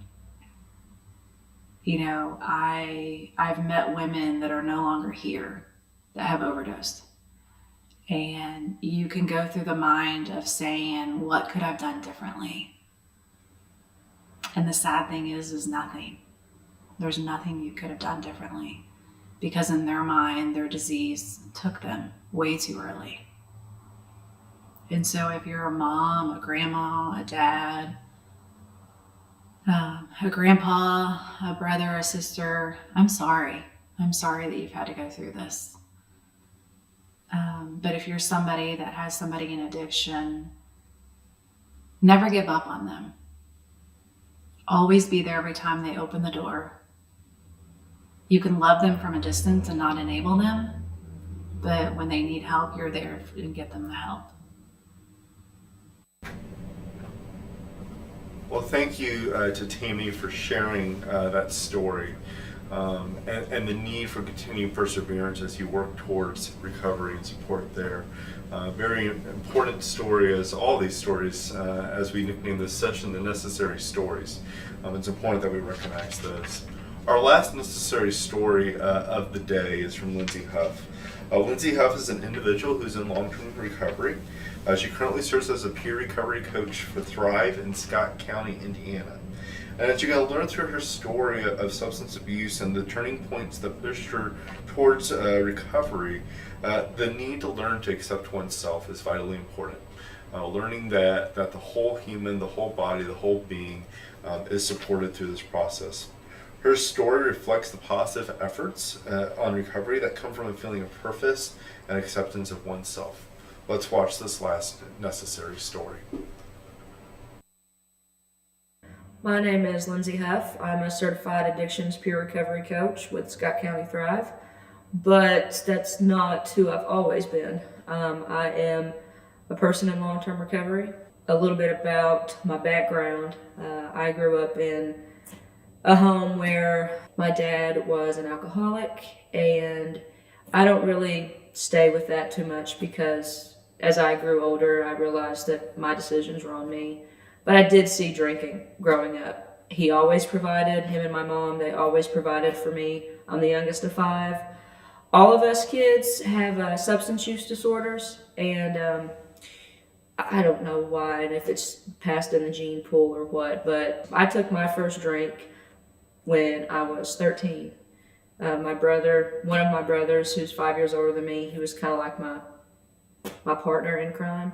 And so he had some friends over, and I just wanted to try it just because I was curious. And so the first time I ever drank alcohol, I got blackout drunk, and it was also the first time I tried drugs as well. And so that kind of should have told me at 13 that I was probably going to grow up to have a problem, but I didn't know that that was the case. My parents didn't know. I was pretty good at hiding it. And out of all of us kids, I was always the quiet one. I never got in trouble in school. I played basketball like they thought I was the child they wouldn't have to worry about. And as I got older, My mom and dad divorced when I was 17. My dad moved out, my mom moved out, so that kind of left me and my brother at the house by ourselves. And I was a junior going into a senior in high school, so it quickly became the party house. I had friends over, my brother would get the alcohol and other things. And by the time I was 19, I did graduate high school by the grace of God, I graduated high school. I wanted my plan to get out of Scottsburg because Scottsburg was the problem for me. It wasn't me, it was my surroundings, and I needed to move far away. I was going to join the Air Force with one of my best friends. That was our plan. And everything was good until I realized they were going to have to give a drug test. And I was not willing to quit doing what I was doing to pass the drug test to go into the Air Force. So my aunt owns, still to this day, she owns a preschool and daycare. She's done it for 30 years. And I got on working with her. I loved kids. I liked the job well enough, but I kind of just got comfortable because it was a job that I didn't necessarily have to show up to every day in order to keep a job. So if I stayed out too late the night before, I knew I could just say, hey, I'm not going to be in today, and she would rather me not come in. So that's kind of how that went. But my first trip to rehab, I was 19. My family did not know what to do with me. I was drinking, sneaking out of my aunt's house, using drugs, and I was like a tornado. Finally, I was like, okay, I'll go to rehab. The first time I went to rehab, it was just shut them up. Like, get off my case, I'll try this, but then leave me alone. So rehab obviously didn't help me because I did not want it to help me. I ended up going to rehab that year. I was 19, so this was like 2010. I went 4 times in 1 year. I did all the classes that the therapist wanted me to do for anxiety, bipolar, manic depressive, and I just did not care. I still didn't know what was going on with me because in 2010, like, the studies and the resources that they have for addiction and recovery now were not like that 10, 11 years ago. And so I think my family believed at one point I was possessed because nobody understood the groups of addiction. So fast forward a little bit, I had an aunt and uncle that lived in Greenwood, Indiana. That's where I went to rehab several times. And I lived with them for about 3 months and decided to come back to Scottsburg. But I will say this, I found people in Greenwood that were just like me. And what I mean by that is I knew nobody except the people I'd met in rehab, and I still figured a way to get high. So that's when I realized, okay, the problem might be me. So I came back to Scottsburg, got connected with really not so good people. So when I was 19, this was 2011 now, it was the first time that I used methamphetamines intravenously. And it completely ruined me. Within a matter of 6 months, I was completely broke. I burnt every single bridge I had with old friends. My family they finally said, you're not staying here if you're still doing this. Like, we don't know what else to do. And so I slept in my car in Austin, Indiana at an apartment parking lot and continued to get high because I didn't think rehab or anything was going to help, and I didn't know much about recovery. I didn't want to go to 12-step meetings, so I was just convinced that this was going to be the end of me. And I had become comfortable in that because the grip that had on me was it was insane. So, everybody, you kind of hear people talk when they get into recovery about like their aha moment. So with meth, my aha moment was I had become so desperate to be able to get the drug that I bought it off of somebody that I did not know, and I almost used it intravenously, and turns out it was straight salt. And so I was like this close from just dying. And that's what it took for me to realize, hey, this is not normal. You know, like you could have literally just died. You know, it wasn't enough for my family to be telling me, hey, you're going to die. I had to find out for myself. So I was able to, I locked myself in, I moved in with one of my friends, locked myself into her bedroom for 2 weeks while I withdrawed. They say that you don't, necessarily need detox for methamphetamines, but I suggest it because it does weird things to you. But I was able to make it through the first 2 weeks, and I didn't do it anymore. But what happened was, where I had no education on addiction or alcoholism or really what my brain was doing, my drinking alcohol, my consumption of alcohol really skyrocketed. Because when I first started drinking after stopping the use of meth, I was trying to achieve that same high. And I thought I could do it with alcohol, and I was wrong. I would drink so much alcohol with not being able to stop that I would end up blacked out, and I would do just crazy things, because when you're blacked out from alcohol, you don't know what you're doing. So it became very dangerous for me. And so at this time, I'm 20. When I turn 21, it gets really bad, because then I can stop at any liquor store, I can go in any bar, and I'm normalizing it, because alcohol is alcohol, right? I'm 21. Legally, it's okay for me to do. It's not illegal to buy it, to consume it. And growing up, I always try to compare it to, when you're a kid and you open up the fridge, you see Kool-Aid or pop, well, it's kind of how like alcohol was in my house. You opened up the fridge and there was always alcohol. So alcohol was very normal for me.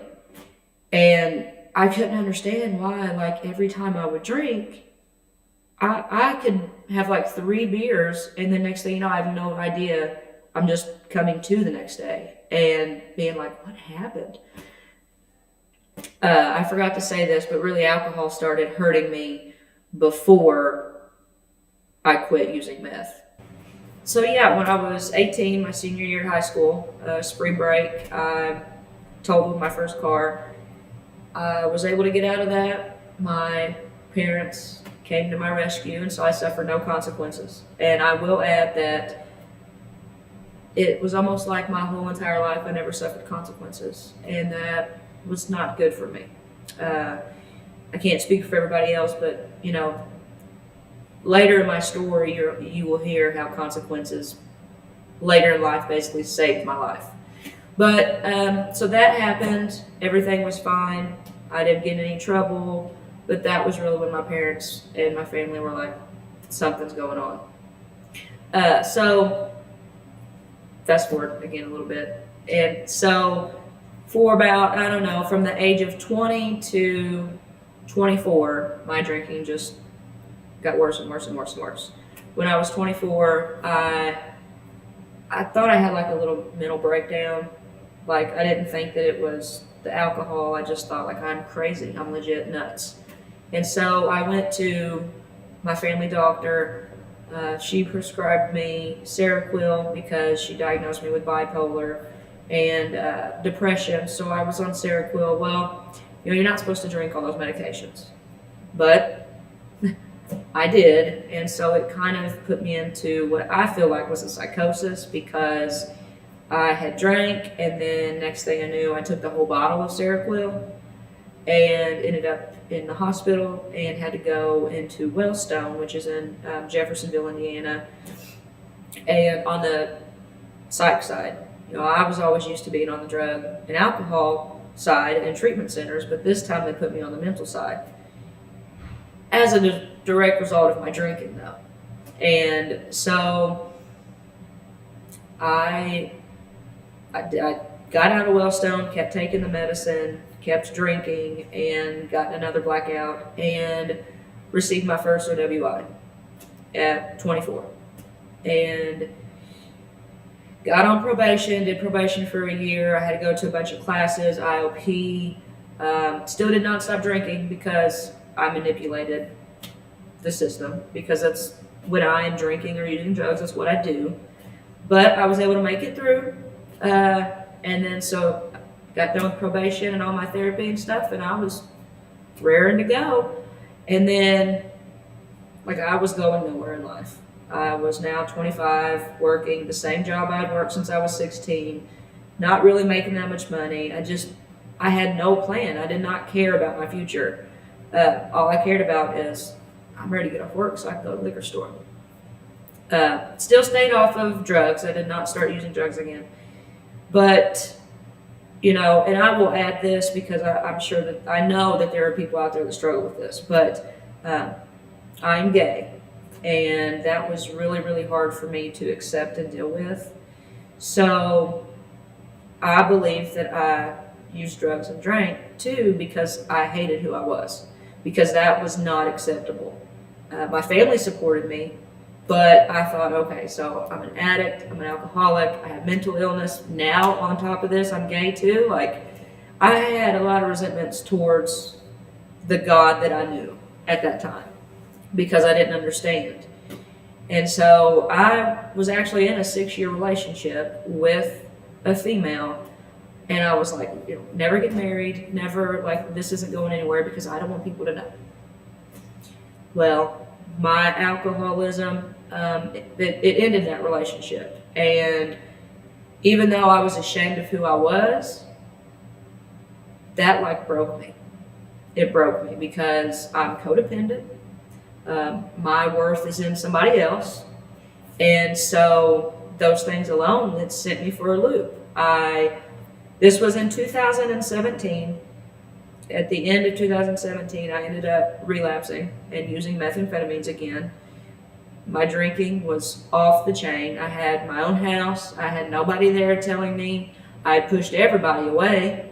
So, like, I was good until I wasn't. The beginning of, it was January of 2018, I got into some pretty big trouble.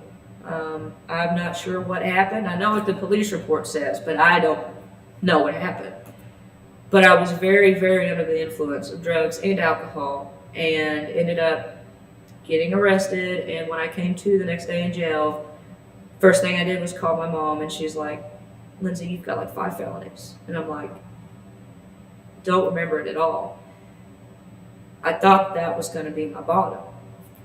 So I'm in jail for a couple days. My family, you know, they came to my rescue. They bailed me out, hired an attorney for me because, like, this was big girl stuff. It wasn't just like, oh, little OWI, just do probation. I was facing some time. So I had to actually get a paid attorney. And, you know, what ended up coming out of that was 12-step meetings, therapy, IOP, and 6 months house arrest. I was good with that deal. So that was January 2018. I immediately started going to 12-step meetings. I immediately started doing all these things before I went back to court to get sentenced because I was scared to death. It was the first time in my life that I was actually scared of, oh my gosh, I literally have no control. And so from January until May of 2018, I did it. I stayed sober. I went to meetings. I did not get a sponsor or start working any of the steps because I didn't think that I needed to. And so what ended up happening was I went to court, and they told me June 15th I would be that's when I was going to be put on house arrest. So my alcoholic mind was like, one more time. So my sobriety date is actually May 19th, 2018. And on May the 18th, I made the decision, all right, I'm going to do this one more time. So I go to the liquor store, and I'm in there for like 45 minutes because I can't buy enough. And that should have been enough to tell me, like, Lindsay, come on, like, accept it, you know? But I didn't.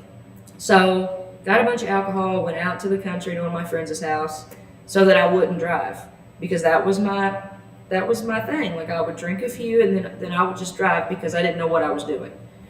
So I was like, go to my friend's house. She's going to have to take the keys to my car. Like, this is going to be fine. I don't remember any of that night. I don't remember any of it. We did get in the car. I was the passenger, but still. And I woke up, well, I'm not going to say wake up. I came to the next morning and immediately just started bawling. And for the first time since I was 13, I felt guilt, shame, and remorse for my actions. And I didn't even do anything major wrong. But what I realized was my goal that night wasn't to get drunk. My goal was to try to drink without getting drunk before I got put on house arrest. And I couldn't do it. So that was my alcohol aha moment. And that was a Friday night. I went to a meeting Saturday, Sunday, and then that following Monday, that's when I got a home group. That's when I got a sponsor. That's when I immediately started on the steps. And that's been the only thing that has ever helped me. Now, I know that was only 3 years ago, but since then there has become more pathways to recovery, and those are great. I can't say whether or not those would have worked or not because they weren't really popular when I needed to get sober. So I'm very glad that there are more resources now than what there was even 3 years ago. But that's really what saved my life. And since I've been sober, I've been able to accomplish a lot of things. Things that, I mentioned earlier, I had no want for a future. I did not care. The first time, because I work a 12-step program, the first time I got asked to give my lead at a meeting, I was so nervous. And I gave my lead, and there was people that came up afterwards. I was like, oh my gosh, you helped me so much. That was the first time, you hear people say, well, we're all here for a reason. We all have a purpose. I thought my purpose was to party, drink, just live life that way. But for the first time after that meeting, I was on cloud 9. And I had a year in sobriety, and I was like, oh my gosh, I think I know my purpose. So I found out about peer recovery coaches. After I gave the lead one night, this guy came up and was like, hey, have you ever considered this? And I was like, no, what? I've had a recovery coach before, but I never really thought that I could do it. And he was like, well, there's this training coming up, do it. So I was like, okay. Well, the way those trainings are is depending on what county it's in, you could get a scholarship because they're pretty expensive. But if you don't live in the surrounding counties, you have to pay full price. Well, I did not live in one of the surrounding counties, so I was like, I can't afford that. And it just so happened that a fellow member of the 12-step program that I work heard about it, was like, hey, you're going to this training. And I was like, no. And he was like, listen, this is what you're destined to do. And I'm going to make sure that this happens for you. And so I was able to take the training. I was able to take the test to become a certified addictions peer recovery coach. COVID happened, so I had to wait a year after the training to do my test, and I was so nervous that I was not going to pass it. But I had applied for 2 different agencies, 2 different companies. I had applied for Centerstone, CRC, out in Lexington, Indiana, which is treatment for women, 30-day treatment program for women. Did the interview, but background check came back, and I didn't pass the background check. So then I applied to Wooded Glen in Henryville, which is also a treatment center. Didn't pass the background check. And I just felt like shame, guilt. I understand, but I had never been turned down for things of my past. This was a first for me, and it really kind of stung.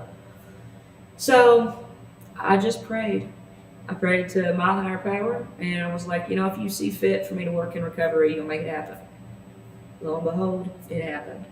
And I've never been happier. I've been in this position full time for a year, and it's amazing. Now things still happen. Just because you're in recovery doesn't mean life's not going to happen. It happens more, actually, because, and I want to say this too, if anybody that's in early recovery watches this, life is not out to get you. When I first got sober and I would have thing after thing after thing. I'd be like, seriously, like I'm trying to do the right thing and get sober, and like, what am I doing wrong? You're not doing anything wrong.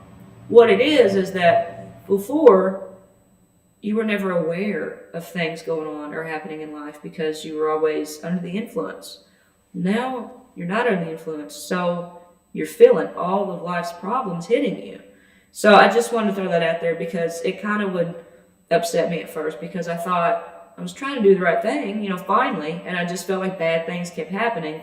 They've been happening forever. I'm just sober now to deal with them. So, you know, the rejection after rejection that I felt was kind of picking on me. And I prayed to my higher power. I was like, you know, if you see fit for me to work in recovery, cool. But if not, like, I'm done trying. Like, I don't like feeling like this. Because part of me feels like I am being picked on, but that's not true. What I believe today is that my higher power knew exactly where I needed to be, and I wasn't ready yet. So what happened was, in March of 2020, when COVID happened, the company where I work, Scott County Thrive, we have been an RCO, which is a recovery community organization, since 2018. But up until 2020, it's just been all volunteer based. So COVID has been terrible. We all know this. It's been awful. But one good thing that came out of COVID was Thrive was able to get grant money to do the regional recovery hubs. And the peer-to-peer projects is what they called it at first. I think they still do call it that. But that gave our executive director of Thrive the funds to hire peer recovery coaches. And one of my coworkers, she's actually peer lead. She's about ready to be program director. Her name's Kelly, and she had been my advocate. Like, don't give up, Lindsay. We're going to get you in somewhere. And I was just like, whatever. Like, no, we're not, but it's okay. She calls me and she was like, are you sitting down? And I was like, no, but why? Like, do you have COVID or something? You know, because I'm thinking, oh my gosh. And she's like, no. And she's like, so she just told me what I just told you guys about the grant money and the regional recovery hubs. And she said, so we're looking for a full-time peer recovery coach. We have enough money for one. Would you like to be it? I was like, yeah. Thanks for letting me sit down, because I wanted to fall over, because I think I then pinched myself because I thought, this isn't real. You know, like, I've prayed for these things and like, it's happening in the midst of all of the beginning of the chaos of COVID. Like, everybody's shutting down. Crazy. And so, yeah, I actually did part-time from March of 2020 until August of 2020 because I still worked for my aunt, and it's a small business, and I didn't want to just leave her. So I felt that it was right to give a couple of months notice and stick around until, you know, she could get the help. So that's what I did. But I came on full-time in August of 2020, and like, we're here today, and it's insane. You know, certain things happen in your life, and especially in recovery, that like, it's just, you know, you just want to pinch yourself. But it's because, like, you know, each day you just do what you feel the right thing is. You try to do the next right thing, and whatever you need to do to not pick drug and alcohol up, and good things happen to you because we're good people. Just because we have made some mistakes and have, you know, used drugs or drank alcohol the way that we shouldn't, and we've been to jails and prisons and institutions, it doesn't make us bad people. We're good people. We have the biggest hearts. And, you know, one thing that really helped me is to understand that I deserve good things. And so another thing that I want to touch on that recovery has really helped me with is accepting who I am. So I had spoke earlier about not accepting the fact that I was gay. And so when I got into recovery, like I really worked with my sponsor on that, because I was ashamed. So, you know, I really worked on that part of me with my sponsor, because when I would tell my lead, like I just wouldn't say, if I brought up anything about my ex, I would just say my ex. I wouldn't put a he or she on it for fear of judgment. for fear of actually admitting out loud, hey, this is who I am. And so my sponsor asked me, why? And so she really helped me work through that. And so I worked through it, and today I am engaged to a female. She is my best friend, and we're getting married in October. And I'm super excited about it. I'm not ashamed of it anymore. And I have recovery to thank for that, because, if I'm okay. I'm who I am, and I accept that today. So if you're one of those that are struggling with, you have substance use disorder, you have mental illnesses, and you struggle with, same sex, or any of the categories that fall into the LGBTQ, there is other resources out there for you, and you are who you are, and you're loved for it. There's always going to be stigma around everything. We can't ever take away all of the stigma. We can try, and that's what we do. We try to advocate for our people and let them know that they're loved, but it's just not reality. So, if somebody doesn't agree with the way that I live, that's okay. They don't have to. I have to, because really, in all reality, that's what matters, is that I'm okay with who I am. So if I could, give any advice, to younger me, or to the me that just didn't know recovery was possible, or that there was these resources out there, or that I was even worth it. Because part of me, by the time I got into recovery, I didn't believe I was worth it. And that happens. We feel so bad and guilty for the things that we have done that, that's just how we feel sometimes. But if I could give any advice to that person, is to know that you are worth it. I'm not going to sit here and tell you it's easy. I'm not going to sit here and tell you that there's not going to be times that you cry, or you scream, or you have mental breakdowns. And it's like I tell some of the people that I work with, at the end of the day, sometimes the only good thing that you can say about that day is that you didn't have to pick up a drug or a drink. And that's okay. Try again tomorrow. But, I was really just, if I could have gone back to younger me, I was worth it. I'm still worth it today. And so are, anybody out there that sees this that is struggling with it. Just reach out to somebody. If you don't know what your local resources are, get online. You can find them everywhere. And don't be afraid to reach out. It's not rocket science. Just have some willingness to do it. And just know that, there are multiple pathways. And there's no shame in any pathway that helps you to get clean and sober. And to be in recovery. You're in recovery when you say you're in recovery. And that's enough.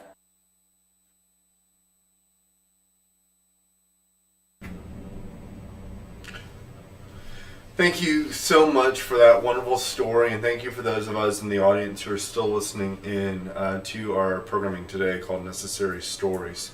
This is an annual event. It occurs the 31st of every August, and we do ask people in the future on this day to wear purple in solidarity to support individuals who are in recovery, who are entering recovery, or who are seeking recovery, as well as the parents and the loved ones of those family members as well. Next month, the month of September, is Recovery Awareness Month, so I invite you to wear a purple ribbon or purple clothing throughout the week. I know personally, I was having lunch today and someone asked about my shirt, and it started a great conversation about recovery and the harms that can be caused from substance use disorders. So I encourage you to be brave and to support that. We're at the conclusion of today's program, but that does not mean the discussion is done. The YouTube channel will archive this, so if you have loved ones who you'd like to watch this, please feel free to send them. We'll also be uploading each of the individual stories as their own vignette if you would like to watch that. In addition, our Inroc help link that we have will stay live indefinitely. This is a link that we used last year. Our staff will get email notification if you do trigger it. So if you're watching this in the future and would like support, please feel free to use that link to reach out to our team.